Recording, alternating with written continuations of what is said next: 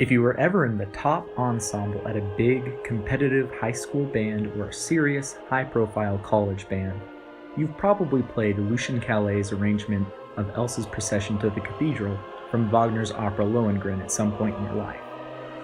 If you haven't, then please go listen to it. It's my 6th favorite band piece of all time.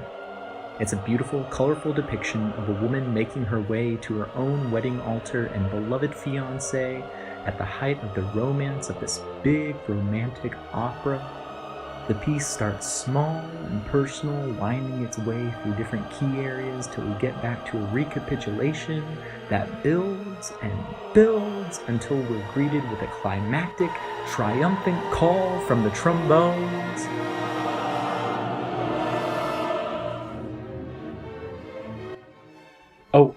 Hold on. Wait, oops. That's embarrassing. I accidentally played the original scene from the opera. Hold on. Here we go. Okay.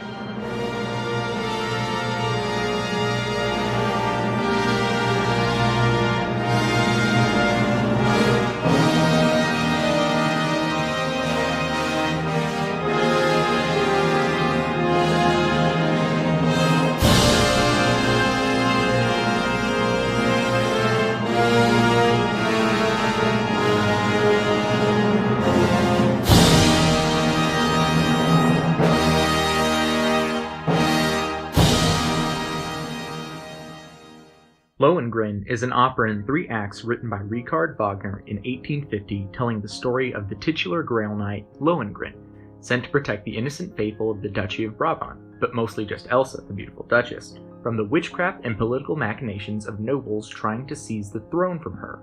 Elsa, freshly saved by this mysterious, soft-spoken, chivalrous hunk, instantly falls in love with him, and Lohengrin, who has spent the better part of 500 years babysitting the Grail and running errands for God, quickly DTRs with her before making marriage plans. There's only one catch. Elsa can never ask him his name, where he's from, or why he came to Brabant. Elsa accepts the terms of agreement and they book the town's cathedral for the wedding. As she prepares to say "I do," the process is interrupted by the witchy, naysaying nobles from before, who plant seeds of doubt in Elsa's mind about Lohengrin's intentions in marrying her.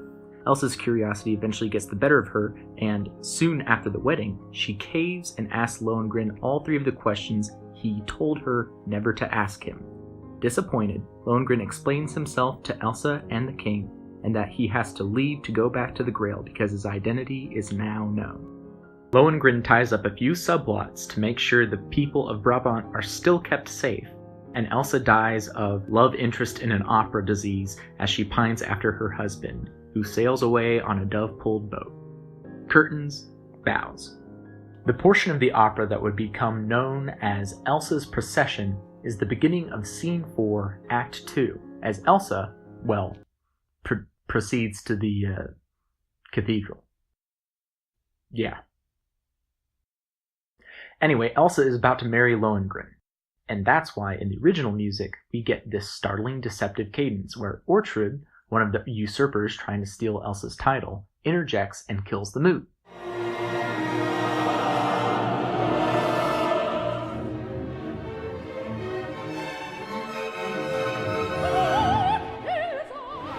Dramatically, it makes sense. The music swells as Elsa gets closer and closer to the cathedral, closer to love, with the choir coming in halfway through to add the hype and excitement, and at its highest point, wham! Ortrud comes in and tries to ruin the bride's day and steal all the spotlight for herself. If ever there was an emotion that a diminished chord coming in where an E-flat major chord should be, could be associated with, it's getting your wedding day crashed by a witch. It's an excellent display of Wagner's penchant for drama and music, capitalizing on the pace of the music, the scene, and the opera as a whole to give the audience, third-party omniscient observers, a taste of the first-person subjective emotion felt by Elsa in this moment, betrayed as much by the music as Elsa is by Ortrud, and further aligning the audience attention bias with Elsa and against Ortrud and Telverman. As if we needed it, though. The good guys and bad guys in this opera are about as hard-coded as characters in a Disney movie. But I'm not here to talk about Wagner. There's plenty of textbooks for that. What I want to talk about is music arranging and transcribing. Music arranging has been around for as long as music has been a business. Lute books, compilations of madrigals and folk songs with tablature for lute players, took off as soon as the printing press was invented, and similar treatments for later household instruments such as the harpsichord, clavichord, and piano were essentially the CDs and LPs of their day. Especially with the rise of opera and the symphony orchestra during the Enlightenment era, people wanted to bring the music they loved into their own homes, and piano reductions of popular concert hall works were in high demand. People couldn't just pop in a record, CD, or click play on a stream like they can today. Ultimately, if you wanted to hear your favorite tunes, you had to learn them in some way yourself. The simplest form of arranging is the reduction or transcription. This is where an arranger takes all the notes and rhythms and key signatures and tempi and everything about a piece and simply puts them all into more accessible instrumentation. Most often piano, or piano with a solo instrument, maybe guitar, or some kind of small ensemble. The point of a transcription is to give people as close to a one-to-one sonic experience with the ease and simplicity of the instruments they have at home. You might learn a 4-part arrangement of Beethoven's Fifth with your husband and your kids because it's your favorite piece. Or you might get a solo transcription of a Mozart serenade so you can play a little night music by yourself. Transcriptions rarely alter anything, except for possibly reducing the number of repeated octaves and thinning out the lower octaves of chords, so that the reduction is more feasible to play and sounds better in the new instrumentation. Ideally, if you had a transcription of a piece, you could at least orally imagine the performance of a symphony orchestra by reading through the reduced score. Arranging is a little bit different though. When an arranger claims they have arranged a piece, there's an understood level of artistic license, and that level can vary drastically. Sometimes, transcribers slap arranged by on their transcriptions because they feel bad about omitting some notes or changing a figure or making some level of alteration to the music that they feel disqualifies them from calling the publication a true transcription. Other times, composers write whole works with their own structure, instrumentation, and treatments of the source material based on themes by other composers, but still call the work an arrangement in order to leave a sizable portion of credit to their inspiration. Most of the time, it's in the middle of these two examples for, again, accessibility reasons. Changes to keys, rhythms, and structure in order for younger or less experienced players to be able to enjoy playing the work.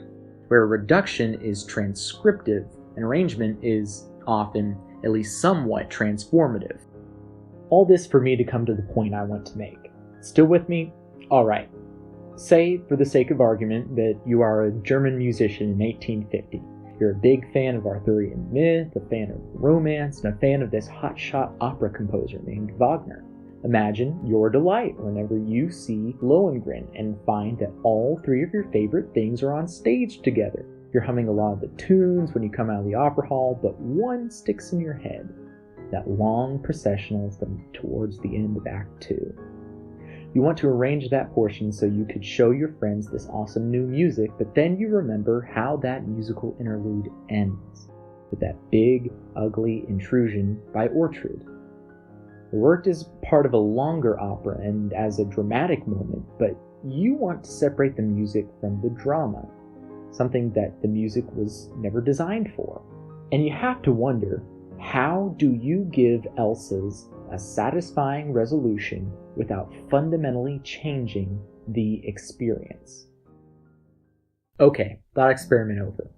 Dramatic as it was, that line of thinking was pretty common around Europe after the release of Lohengrin. Not as common as, say, the bridal chorus from the beginning of Act 3 that quickly launched itself into mimetic marriage status, only rivaled by Mendelssohn's Wedding March from 8 years earlier, but common enough to see many of the published arrangements of the following century tackle the problem. The most common fix is simply to use it in a potpourri, where you can turn that Ortrud intrusion into a pivot to a different theme from the opera. Joachim Raff was among the first to do this, publishing his 3 duos on motives from Wagner in 1851, the year after Lohengrin's completion. The piece uses Elsa's as a slow section in a larger work referencing multiple parts of the opera, so that instead of leading to a sudden intrusion, Raff's arrangement makes the Elsa's material go into a recapitulation of material used earlier in the piece. It's intriguing if you're looking for a greatest hits from Lohengrin, but it still doesn't scratch that itch of hearing Elsa's Procession as a standalone experience. Others, such as Bernard Sulz, arranged the scene as a standalone vignette that just kind of ends it. Sulz slaps a fortissimo 1-4-1 where Ortrud's interruption would have been and calls it a day.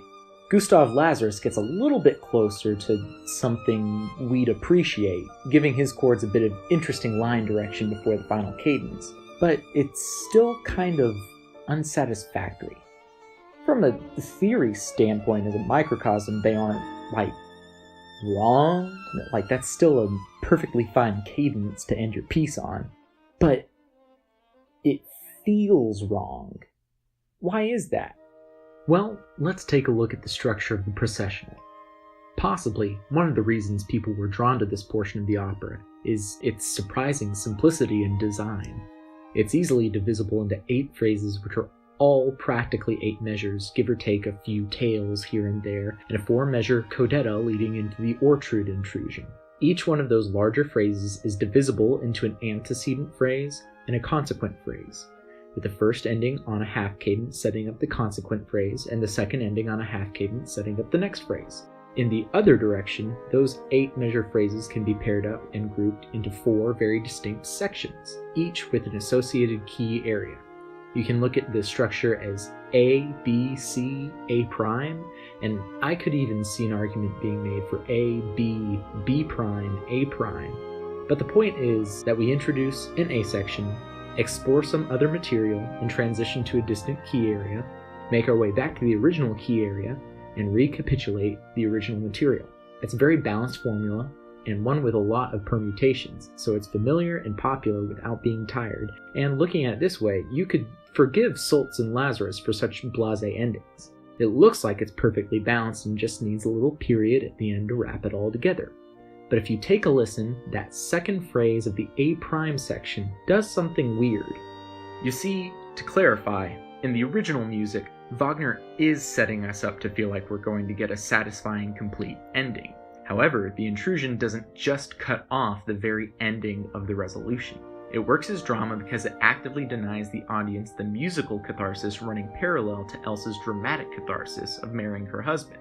And in the same way that Ortrud's interruption doesn't happen immediately before Elsa says, "I do," the musical interruption doesn't happen immediately before the final cadence of the processional. Elsa still would have had to have taken a few more steps, and we would have had to have gone a couple more measures before everything felt adequately climactic. Let me back up my conjecture with a little music. Take a look back at the first A section. If we were to repeat it verbatim where the A prime section is, we'd be up the creek without a paddle. We end on a turn leading into a half cadence that sucks all the momentum out of the music. When this happens the first time in that first A section, it works great for its function in the music, clearing the way for the oboe to start fresh with the arpeggiated theme going into the B section. But at the end, we need to build a climactic head of steam in order to give the proper catharsis to the wedding moment that Wagner wants us to think is going to happen. So he takes that chromatic line from the low voices and lets it come to the forefront, and pitches it up to end on D flat as opposed to C, walking us away from the tonal center and away from the dead end half cadence in the first A section. This opens up a can of worms though, where in the A section we were sitting on a nice diatonic C minor chord at this point. We now have an E flat 7 chord, which tonicizes A flat, meaning the audience's ears have been thrown for a loop and the soothing symmetry of that form has been skewered in favor of not quite comfortable enough at the end. Wagner prolongs this by using the descending scale idea from our A and A prime sections to rock between that E flat 7 chord and a G half diminished chord for 4 more measures, which only tonicizes that A flat more. Additionally, the way we do get back to a tonicized E flat isn't simple either. Wagner walks us down through more chromatic motif tweaking to a German 6 chord, specifically a B7 chord, backdooring his way into a cadence, so that the first time we have heard a diatonic chord with a key we were expecting this piece to end in is the downbeat of the codetta after 6 measures of tonal hijinks. However, in this, Wagner has gotten around the problem of the original A section, and has definitely kept up momentum going into the end of the piece. However, in doing so, he's also prolonged how much more time the piece needs to go on in a diatonic fashion in order to feel like it's truly come to a resolution. Wagner tells the story all the way up until Elsa is on the doorstep of the cathedral, and he does so with loving, extravagant melodrama.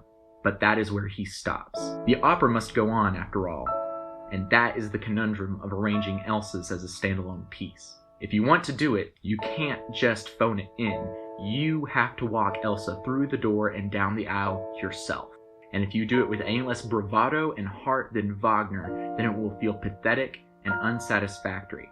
That's why the Sults and Lazarus feel so inadequate. They are trying to make themselves invisible, make themselves transcribers. They hastily put the curtains over the music like a narrator saying, "And she was married, the end." There's no satisfactory transcribing of Elsa's. You can only arrange it, because if the ending is going to live up to the rest of the music, you have to be willing to step in and become a storyteller on par with Wagner, if only for a few measures. The question, then, becomes, what story do I tell? Do you find a way to synthesize the emotions of the deceptive cadence into a satisfying ending? Do you skip Orchard's intrusion and tell the story of a happy wedding? Or do you think even bigger picture and make a head nod towards the tragedy that we, the audience, know will befall Elsa by the end of the next act, or reference the heroics of Lohengrin in the act prior? For almost a century, the best answer to that question came in Franz Liszt's arrangement of Elsa's in his 1852 set, Two Pieces on Tannhauser and Lohengrin. Liszt was the premier champion of Wagner during his lifetime, and a good friend of the composer. He also had a penchant for arranging pieces into virtuosic displays for the piano, which Liszt would then often play at his own recitals. In his arrangement of Elsa's, Liszt makes the piece wholly his own, not simply adding to the codetta at the end, but bookending the whole work proper with an ethereal, bell-like texture that both opens and closes the piece. Additionally, Liszt's approach to the deceptive cadence problem is incredibly different from Sulz's or Lazarus's, even ignoring the new material at the beginning and end of the piece. Instead of a huge, triumphant conclusion, Liszt resolves the cadence at an anticlimactic piano, continuing to walk along the chromatic material leading into it like a wind-up toy, slowly winding down until the dreamy, ethereal piano texture takes over again. If there were a way to satisfactorily communicate the excitement and betrayal in the scene from the opera, Liszt captures it in this piece. The opening bells have an effect like being suspended in stasis. Not necessarily immobile, but floating along slowly without any effort of one's own. Listening to it feels like a dream materializing, happening, and then effervescing as soon as it gets good. Liszt steps so fully into the storytelling role that he alters the structure of the piece so that he can effectively communicate the emotions his friend was trying to communicate.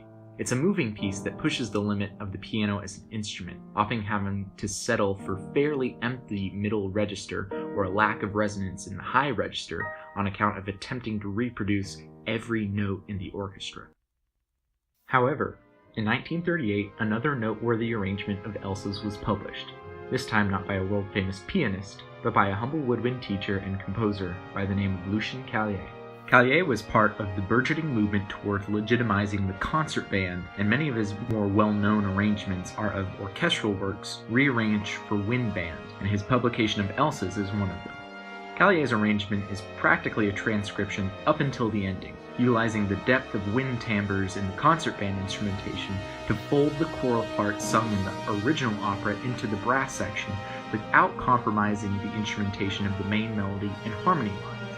But once we reach that deceptive cadence, Cailliet follows the lead of Sulz and Lazarus and surpasses them. The orchestra sounds on an E-flat chord for half a measure before the trombones push the momentum forward still more, egging on the ensemble in a codetta that reads somewhat like a paraphrase of the A section, culminating in a massive tutti statement of that downward chromatic theme before resolving for a couple measures on a resplendent final E-flat major chord from the full band on top of an augmented statement of the main vital chorus rhythm.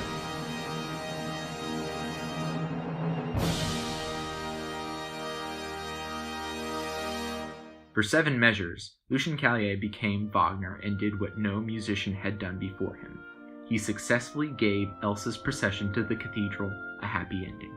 With 7 measures of willpower, Cailliet bends the plot back from the 6-minute moment and creates a separate story from within and on the same scale as Lohengrin the opera. Cailliet wills the audience into leaving performances of his arrangement not thinking about the plot of the opera or of the verisimilitude of the arrangement, but simply with the feeling that Wagner and the performing group really did make such beautiful art in that scene of the opera. Cailliet's arrangement rings final with the simple catharsis of appreciation. And it had a terrifying effect on the market for Elsa's arrangements. In all honesty, most arrangements of the scene since Cailliet's are, at best, stuck in the shadow of the 1938 version, afraid to give the audience something other than what they know, or, at worst, blatant transcriptions of Cailliet's arrangement. Some of these are, of course, meant to make the work more accessible for smaller, different groups, like I mentioned earlier, but in looking for arrangements of Elsa's for this video, I found an arrangement for chamber orchestra, which was practically a retooling of Cailliet's ending. Aside from the obvious instrumental changes, there were barely any adjustments to structure or phrasing or anything. And something just strikes me funny about someone arranging a piece for orchestra and not following the original orchestral score for inspiration, but instead trying to reverse engineer Cailliet's reverse engineering of the original opera. I also want to avoid making value judgments pitting Liszt and Cailliet against each other, trying to say one arrangement is better or worse than the other. They are 2 different arrangements telling 2 different stories for 2 different instrumentations and 2 different purposes. Liszt was a world-famous composer and performer with a deep love and understanding of the text Wagner wrote, possibly the deepest and most loving only behind Wagner himself. His arrangement was meant to be marketable, certainly, but the Franz Liszt transcriptions bear with them an artistic weight that not many arrangements do. Liszt injects himself into every composition he touched, whether it was an original piece or a piano reduction. Liszt was not staying silent behind the majesty of the piece. If his name was on a sheet of paper, it had to tell the story of Franz Liszt, no matter who originally put the notes on the page in that order. The Liszt arrangement is as much a Liszt piece as it is a Wagner piece. Cailliet, on the other hand, was not adding to repertoire which would feed his personal superstardom when he penned his arrangement. He, as he often did in his career, was simply seeking a way to help his kids and colleagues which had chosen to explore the world of band to find a sliver of the glory that then belonged solely to the orchestras and the opera troupes. His arrangement is not easy or sparse, but it does deign to be, at least at some level, academic and approachable. It does not bar entry to high schools and colleges seeking to explore the music of Wagner. It is wholly populist in its design. The story told in the Cailliet version is not particularly philosophical or inherent to the music. It is the story of the ensemble performing it. A director or audience member can judge the success of a performance of the Cailliet on multiple levels. The piece does not demand perfect note accuracy to stay cogent, together, and beautiful. The piece does not demand perfect tuning and sectional listening to be beautiful. The piece does not demand perfect balance and impeccable dynamics to be beautiful. The piece does not have to be professional to be beautiful. Cailliet set out to arrange a viable, multi-purpose assessment tool with his arrangement of Elsa's, and the enduring use of it in concert halls of high schools and colleges the world over speaks volumes to its success.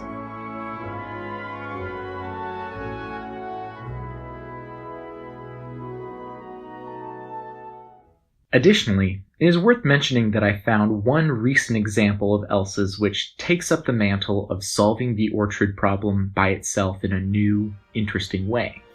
In 1997, John Bourgeois, a product of the American military band tradition, released an arrangement which focuses on dynamic and timbral contrast, interesting harmonic progression, and callbacks to motifs from the opera in order to give the effect of the ending serving as Lohengrin's response to Elsa's I Do. I doubt it will ever gain the level of cultural clout the Liszt and Cailliet do, but it offers an interesting alternative for professional ensembles wishing to stick a little closer to a brutally Wagnerian style and wanting to incorporate a bit more of the philosophical aspects of the opera into their performance. Liszt and Cailliet are merely two examples of the power of arranged music, the examples of composers and musicians working to spread great works to those who may never otherwise hear, is a noble art, alive as much today as it was then. There is power in taking an existing work and filling it with yourself in order to make something transformative to pass on to others. Just as White and Tennyson can craft their own messages out of the pre-existing texts of Arthurian legend, so too can musicians create beautiful art from the notes of those gone before us. We need only press forward with the stories we wish to tell.